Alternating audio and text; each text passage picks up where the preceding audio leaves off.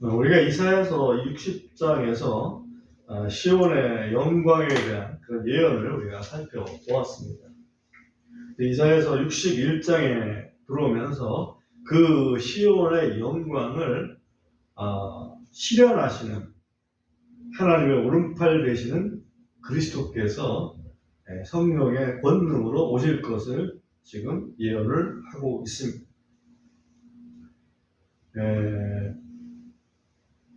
한번 61장 1절 한번 보겠습니다.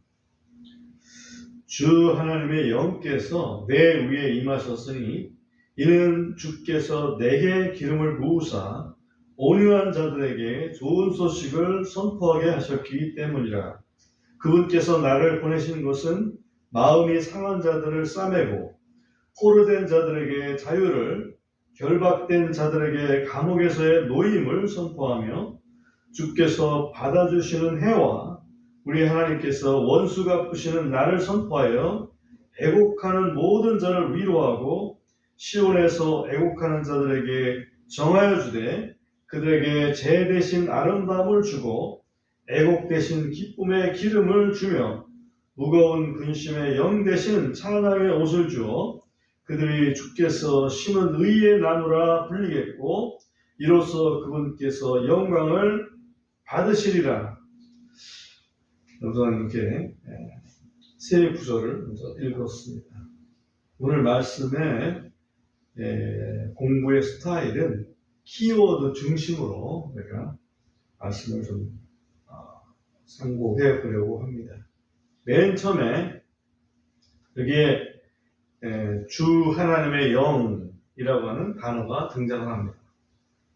주 하나님의 영은 다른 게 아니고 성령님을 분명히 말씀하고 있습니다. 주 하나님의 영께서 내 위에 임하셨으니 라고 되어 있는데 이 말씀은 누가 인용을 신약에서 하셨냐면 예수님이 직접 이 말씀을 인용하셨습니다. 그렇죠? 그 부분을 잠깐 살펴본다면 누가복음 4장 17절부터 19절에 있는 말씀인데요. 누가복음 4장 한번 찾아주십시오. 17절부터 19절에 있는 말씀을 제가 읽겠습니다. 이에 예언자 이사야의 책이 그분께 전달되었더라. 이에 그분께서 그 책을 펴신 후에 이렇게 기록된 데를 찾으시니 일렀으되 주의 영께서 내 위에 임하셨으니 이는 그분께서 내게 기름을 부으사 가난한 자들에게 복음을 선포하게 하셨기 때문이라. 그분께서 나를 보내신 것은 마음이 상한 자들을 고치고 포로된 자들에게 구주를, 눈먼 자들에게 다시 보게 함을 선포하고 상처 입은 자들을 자유롭게 하며 주의 받아주시는 해를 선포하게 하려 하심이라 하였더라.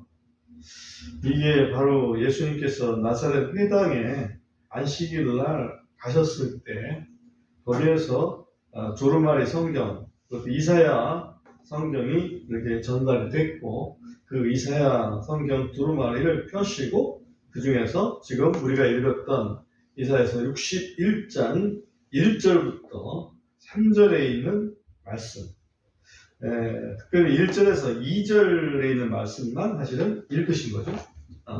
1절에서 2절까지만 읽으시고 그 무슨 말씀 하시는지 딱 뚜리번 하니까 그때 누가복음 4장 21절에서 보면은 이에 그분께서 그들에게 말씀하기 시작하시되 이 날에 이 성경 기록이 너희 귀에 성취되었느니라. 이 날에 오늘날 이 말이죠. 오늘날 예수님께서 이 세상에 오신 그때에 이런 뜻이나 마찬가지입니다. 그러므로 다시 이사야서 61장을 보면 주 하나님의 영께서 내 위에 임하셨으니 이 말은 예수님 위에 성령이 임하셨으니 이 말이죠. 이는 주께서 내게 기름을 부으사, 내게 기름을 부은다는 표현이 나옵니다. 기름 부음을 받은 사람, 기름 부음을 받은 자, 기름 부음을 받은 자라는 그 직설적인 그런 그 단어, 그게 바로 메시아죠. 히브리어는 하마시라, 또 헬라어는 크리스토스. 그래서 그리스도라고 하는 뜻이 기름을 부음을 받았다 이런 얘기죠. 그래서 내게 기름을 부으사, 이 말은 나로 하여금 그리스도로 삼으사, 예수님이 그리스도가 되셔서 온유한 자들에게 좋은 소식을 선포하게 하셨기 때문이라. 여기 보면 한 7가지 그리스도가 하실 일이 나옵니다. 그 첫 번째가 온유한 자들에게 좋은 소식을 선포하는 것입니다. 온유한 자라는 것은 어떤 의미가 있을까? 온유한 자는 마음이 온유합니다. 교만한 자하고 상당히 대치가 됩니다. 그죠? 마음이 온유합니다. 교만한 사람은 마음이 높습니다. 그러나 온유한 사람은 마음이 낮습니다. 그래서 누구를 보든지 그 마음으로 모든 사람을 좀 높게 이렇게 평가해주는 그런 그 겸손한 마음이 있습니다. 그런 사람들에게 복음을 선포하신다라고 지금 말씀을 하고 있습니다. 그러므로 복음이 효과가 있으려면 그 사람 마음이 낮아져야 됩니다. 이것을 다른 말로 한다면 회개라고 볼 수 있습니다. 회개라는 것은 자기의 잘못을 인정하고 그야말로 자기의 마음에 단단해진 그런 마음밭을 쟁기로 갈아엎는 것 같은 그런 그 심정이 되는 것을 회개라고 볼 수가 있습니다. 이런 사람이 온유한 사람입니다. 밭이 흙이 딱딱하면 거기에 씨가 들어갈 수 없는 것처럼 뭔가 갈아엎어서 부드러운 흙이 돼야, 부드러운 마음이 돼야 거기에 복음의 씨앗이 떨어질 수가 있습니다. 그 온유한 자들에게 복음을 전하는 것이 그리스도께서 하실 첫 번째 일이었고요. 그 다음에 또 보면 그분께서 나를 보내시는 것은 마음이 상한 자들을 싸매고라고 되어 있습니다. 마음이 상한 자들을 싸매준다. 상처난 자들을 싸매준다. 왜 상처가 났습니까? 회개했기 때문에, 내가 잘못했다고 생각하고 가슴을 두드리기 때문에 그 상처가 났죠. 그 상처가 난 사람들을 싸매어주는 것이 그리스도께서 하실 또 두 번째 일입니다. 우리 주님은 우리를 고치시고 위로하시는 분이라는 사실을 분명히 여기서 말씀하고 있습니다. 또한 세 번째를 보면 포로된 자들에게 자유를 이라고 하는 그런 표현을 하고 있습니다. 포로된 자들에게 자유를 이렇게 되어 있는데, 우리가 어디에 포로로 잡혀 있는 거냐면 죄라고 하는 거에 포로가 잡혀 있어서 항상 움직이려고 그러면 죄가 옥조에 옵니다. 그런 상태에서 우리에게 자유를 선포해 주시는 것이 그리스도께서 하실 일입니다. 너의 죄는 다 용서를 받았다 라고 선포해 주시는 거죠. 그 선포는 그냥 말로 선포하는 게 아니라 사실은 그리스도께서 그 죄를 대신 담당하실 것을 전제로 그 말씀을 하고 계시는 거예요. 그러니까 그냥 자유를 얻은 게 아니고 그리스도께서 대신 죽음을 당하실 것을 여기서 미리 말씀하시는 거죠. 그 다음에 이제 네 번째로 말씀하시는 것은 결박된 자들에게 감옥에서의 노임을 선포한다 이렇게 되어 있어요. 포로로 잡혀가는 것까지 좋은데 완전히 결박이 돼서 감옥에 집어넣은 상태다는 얘기죠. 이 감옥은 영적으로 보면 어디를 얘기할까요? 지옥을 얘기합니다. 지옥에 갇혀 있어야 될 그런 혼에게 그 지옥에서 완전히 해방시켜 주시는 그러한 소식을 선포한다. 이게 그리스도께서 하시는 일이다 말씀하고 있습니다. 그러므로 그리스도께 간 사람들은, 그리스도를 믿는 사람들은 죄 용서를 받을 뿐만 아니라 지옥에서로부터의 그 자유함을 보장받게 되는 것입니다. 이것이 그리스도께서 하실 그런 네 번째 일입니다. 그리고 다섯 번째 또 일이 뭐냐면 2절에 보시면 주께서 받아주시는 해와 우리 하나님께서 원수 갚으시는 날을 선포하여 이렇게 되어 있습니다. 다섯 번째는 주께서 받아주시는 해를 선포하는 것입니다.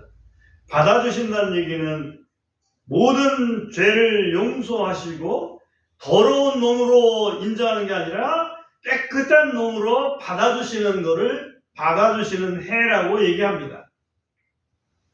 받아주시는 해. 해는 그 다음에 있는 원수 갚으시는 날하고 비교를 할 수 있습니다.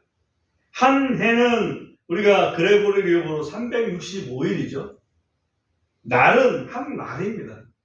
그러면 하나님께서 365일이라고 하는 영적으로 보면 굉장히 긴 시간을 받아주시는 시간으로, 은혜의 시간으로 선포하고 계신다는 사실을 우리가 기억할 필요가 있습니다.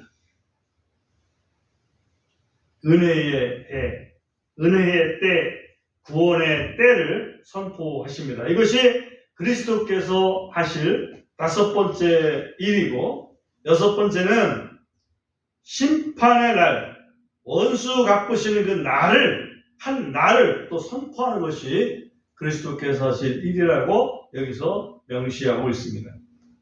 우리 주님 나사렛 회당에 가셔서 말씀을 읽으실 때 그 뒷부분, 원수 갚으시는 날, 이 부분은 읽지 않으셨습니다.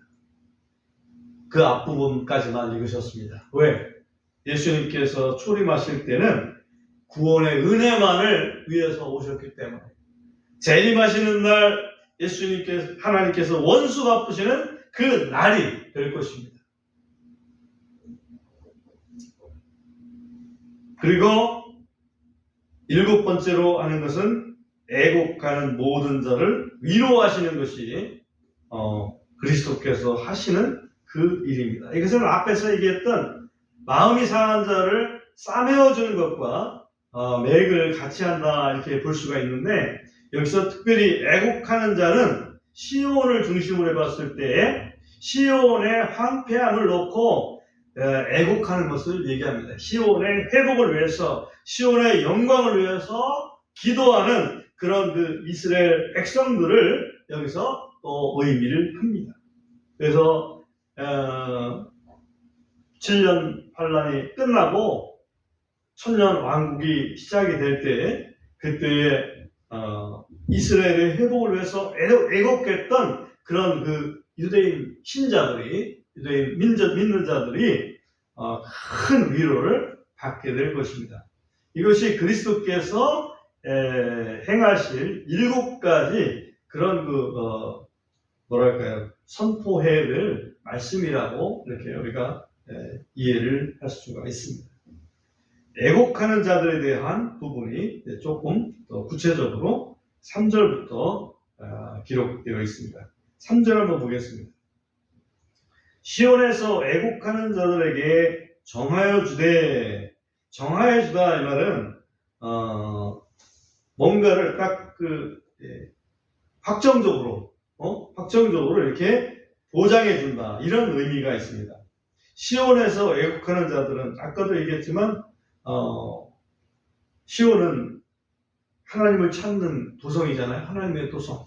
그 하나님의 도성에서 애곡한다는 얘기는 회개하고 하나님을 온전히 섬기기로 작정하는 그런 사람들을 얘기하는데, 여기는 두 가지가 다 있다고 됩니다. 하나는 열방 가운데서 이 복음을 듣고 회개하는 사람들, 또 하나는 유대인 가운데서 이 시온의 회복을 위해서 기도하는 사람들, 그 다 해당이 되는데, 거기 보면 그들에게 약속해 주는 게 있다. 뭐냐?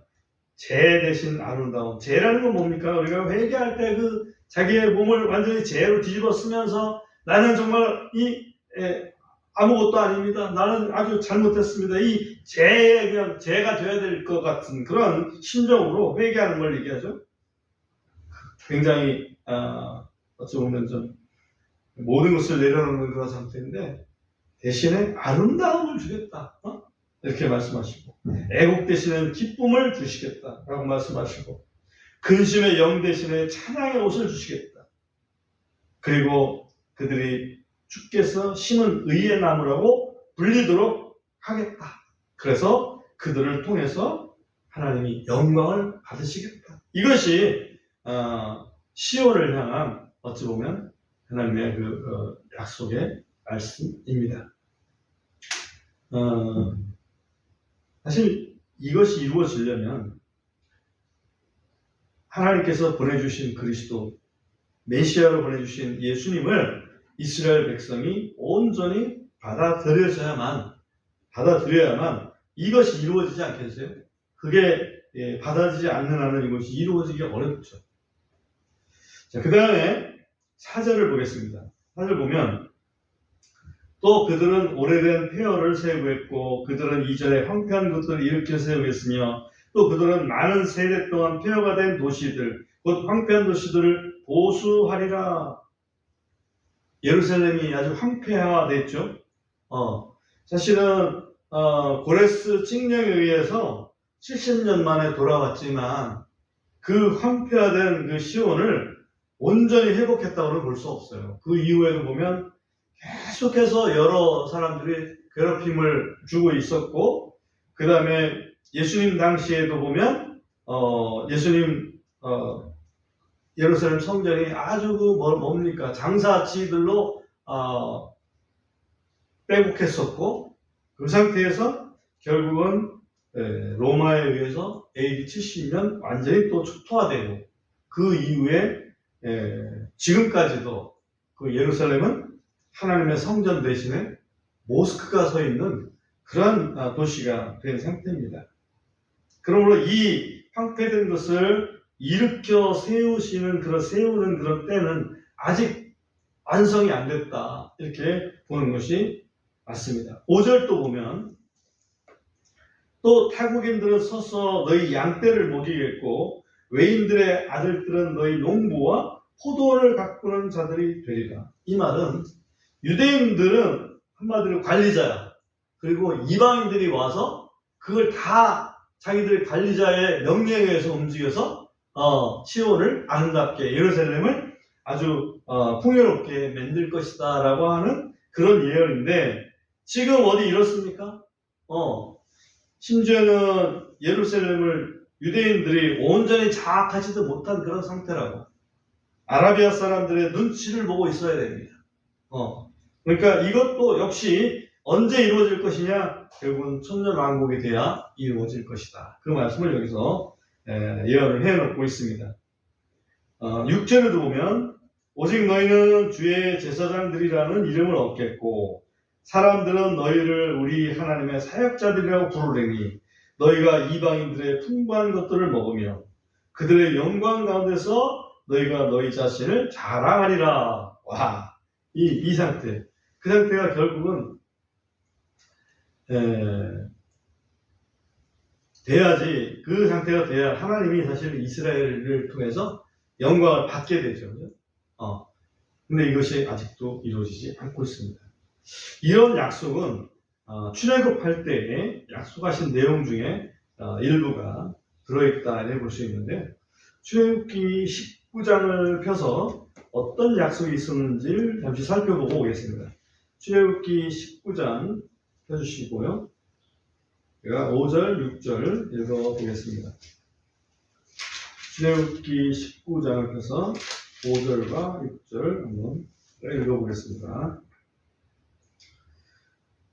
그러므로 이제 너희가 참으로 내 목소리에 순종하고 내 언약을 지키면 너희는 내게 모든 백성보다 뛰어난 특별한 보물이 되리라. 이 모든 백성이라는 것은 세계 열방의 백성들을 얘기합니다.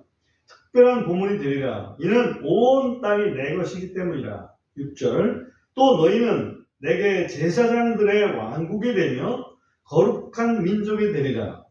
네가 이스라엘 자손에게 고할 말들이 이러하니라. 여기 보면 이스라엘 백성이 제사장들의 왕국이 된다, 거룩한 민족이 된다, 이렇게 예언을 해놓으셨잖아요. 이거를 지금 이사야서 지금 61장에서 보면 61장 6절에 보면 또 너희는 주의 제사장들이라는 이름을 얻겠고 사람들은 너희를 우리 하나님의 사역자들이라고 부르리니. 그죠? 바로 출애굽기에서 이미 너희가 제대로만 좀 살면 너희들 그렇게 불림받도록 내가 하겠다라고 했던 예언의 말씀인데 이사야서에서 다시 이 예언의 말씀을 하고 있고 오늘날까지도 이것은 이루어지지 않았다. 이렇게 우리가 이해를 하면 좋을 것 같아요. 그 다음에 계속해서 8절 봅니다. 이는 7절부터 봐야 되겠네요. 7절부터 보면 너희가 너희 수치 대신 보상을 2배나 얻겠고 그들이 혼돈 대신 자기들의 몫으로 기뻐하리라. 그러므로 그들이 자기들의 땅에서 2배나 소유겠고 영존하는 기쁨이 그들에게 있으리라.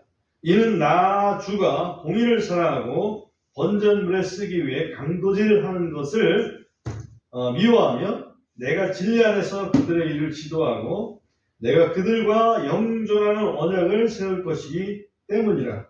또 그들의 씨가 이방인들 중에 알려지고 그들의 후손들은 백성 가운데 알려지리니 그들을 보는 모든 자들이 그들을 인정하며 그들이 주께서 복을 주신 씨라는 것을 인정하리라. 이스라엘 사람들을 보면 역시 저 사람들은 하나님께서 복을 내리신 민족이구나 라고 아주 칭찬을 아끼지 아니할 거라는 얘기죠. 그래서 이런 분위기가 조금은 있긴 하지만 왜냐하면 저들은 어떤 민족이길래 저렇게 소수의 민족이 노벨상의 50% 이상을 다 차지할 수 있단 말인가. 저 민족이야말로 하나님이 특별한 어떤 뭔가를 주신 민족이다. 이렇게 이제 일부는 칭찬을 받고 있습니다. 그러나 그런 칭찬과 함께 유대인들에 대한 어떤 편견, 또 모욕 이런 거는 여전히 있기 때문에 이것이 온전히 이루어지지는 않았다. 이렇게 볼 수가 있습니다.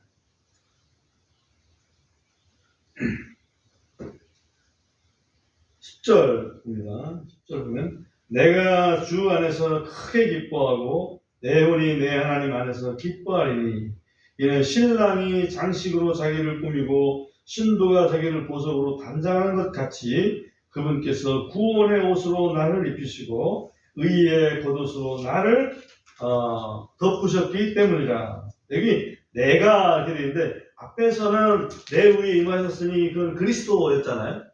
여기서 내가는 주제가 시온성 자체가 시온성이 나라고 표현을 하는 것으로 우리가 이해를 하는 것이 맞다 이렇게 봅니다. 시온성이 주 안에서 크게 기뻐하고 내 혼이 내 하나님 안에서 기뻐하리니 웬 도시가 무슨 혼이 있느냐 이렇게 할지 모르지만 도시의 혼이라고도 볼 수 있죠. 혼이라고 하는 것은 어떤 생명이라고 볼 수 있지 않습니까? 도시가 존재하는 그 이유, 그 가치. 그것이 내 하나님 안에서 기뻐하니 이는 신랑이 장식으로 자기를 꾸미고 신부가 자기를 보석으로 단장하는 것 같이 그분께서 구원의 옷으로 나를 입히시고 의의 겉옷으로 나를 덮으셨기 때문이다. 여기 보면 옷이 두 가지가 등장합니다. 하나는 구원의 옷, 그 다음에 의의 겉옷. 그렇죠? 시온을 이렇게 표현을 했다고 볼 수 있고요. 그것을 예를 들면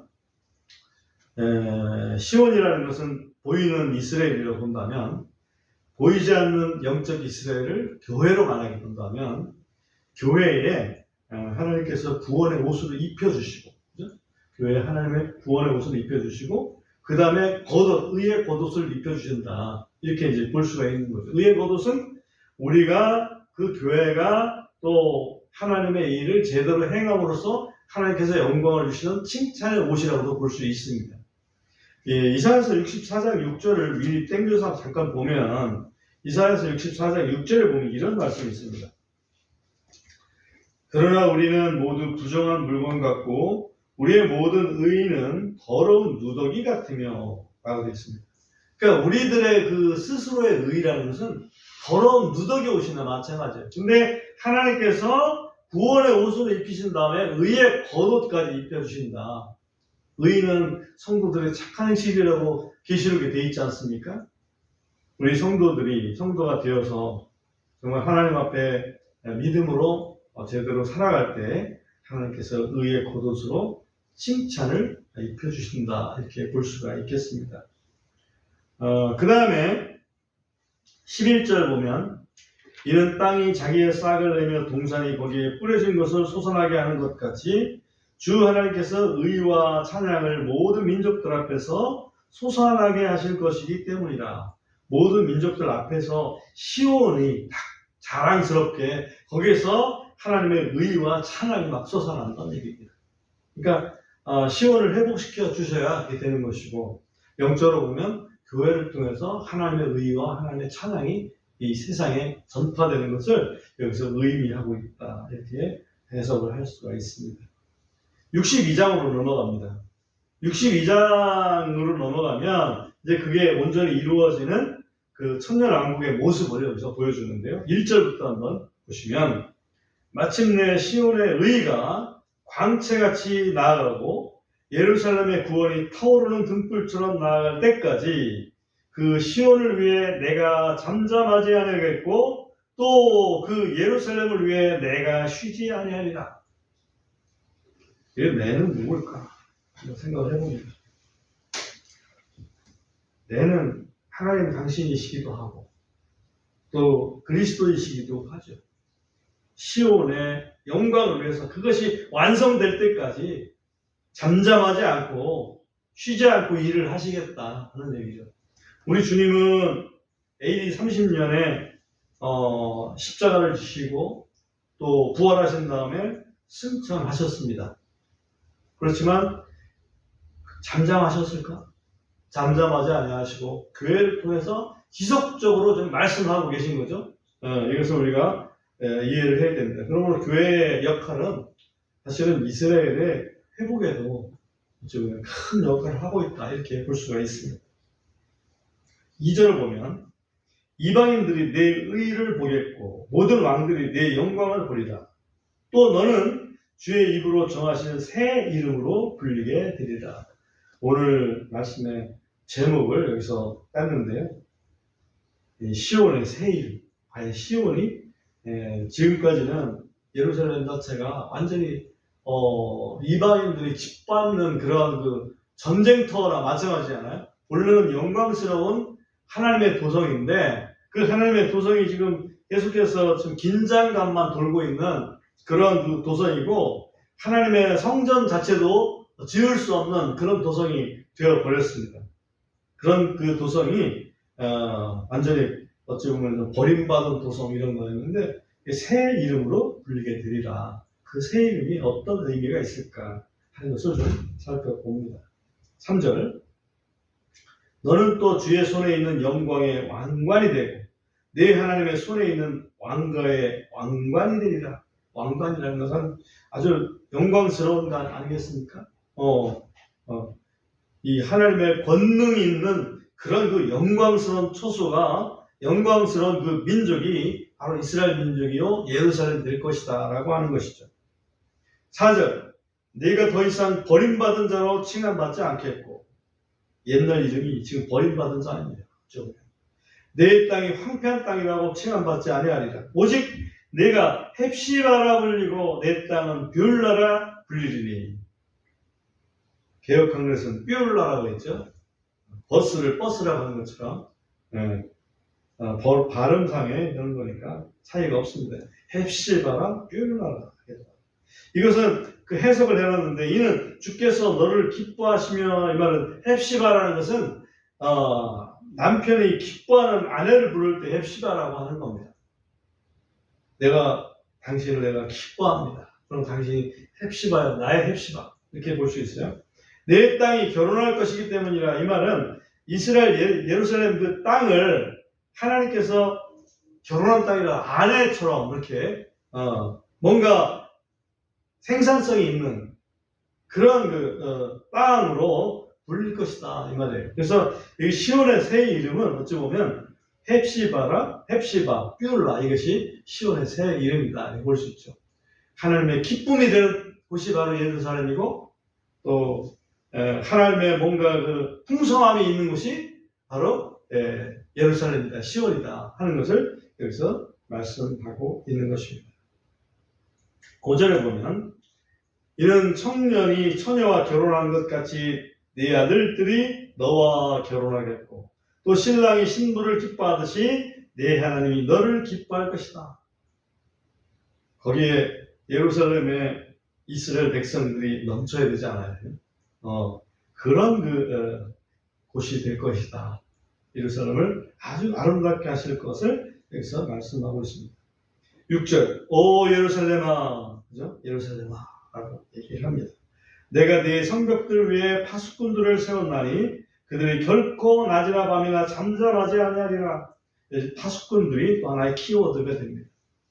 파수꾼. 이사야에도 파수꾼이라는 단어가 나오지만 에스겔서에도 특별히 파수꾼이라고 하는 단어가 등장을 하죠. 에스겔을 향해서 내가 너를 파수꾼으로 세웠다 하고 말씀하십니다.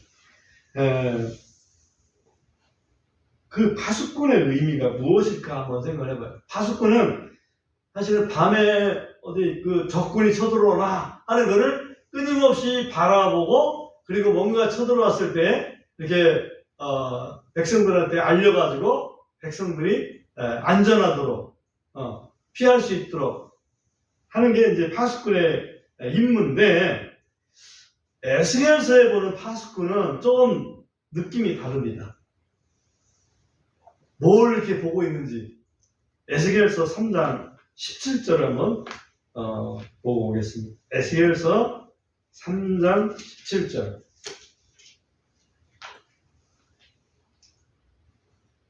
여기 보면 사람의 아들아 이것은 에스겔아 이 말이에요. 에스겔한테 부르신 말씀. 내가 너를 이스라엘 집에게 파수꾼으로 세웠나니 파수꾼이 나오죠? 그러므로 내 입에 있는 말을 듣고 내게서 나오는 경고를 그들에게 줄지니라. 파수꾼이 뭘 지금 경계하고 있느냐 보니까 하나님이 무슨 말씀하시는지 그 하나님의 말씀을 잘 기울여서 듣고 있다가 그 하나님의 말씀을 백성들에게 전파해가지고 그 백성들이 하나님의 은혜를, 하나님의 구원을 받도록 하는 게 파수꾼이더라고. 마귀가 뭘 공격하나 그거 보는 게 아니고 하나님이 무슨 메시지를 주시나 우리한테 뭘 이렇게 말씀을 주시나 그게 파수꾼이었어요. 그러니 파수꾼은 구약의 예언자들이 다 파수꾼이죠. 신약의 복음 전파자들이 다 파수꾼입니다. 그러니까 교회는 파수꾼의 역할을 해야 되는 거지. 그거 좋은 건 알아가지고 여호와의 중에서 정인들은 파수대라고 해가지고 자기들이 파수꾼 역할을 한다라고 얘기하는 거 아니겠어요? 교회가 그 일을 해야 됩니다.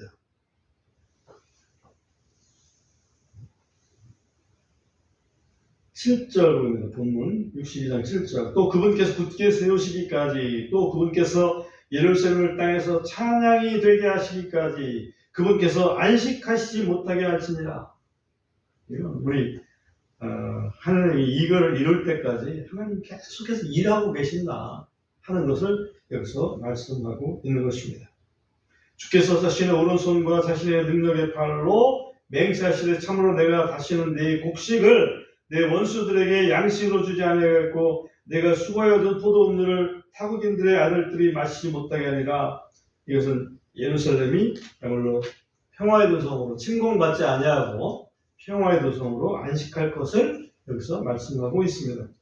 그러나 그것을 거두어들인 자들이 그것을 먹고 주를 찬양하겠고 그것을 함께 거두어들인 자들이 나의 거룩함의 뜰에서 그것을 마시리라 하셨느니라. 하나님의 복의 어떤 상징적인 의미가 곡식과 포도 음료입니다. 사람이 먹고 사는데 그것보다 더 이렇게 필요한 게 없으니까 그런 뜻은 하나의 어떤 비유라고 생각을 하면 더 정확히 맞습니다.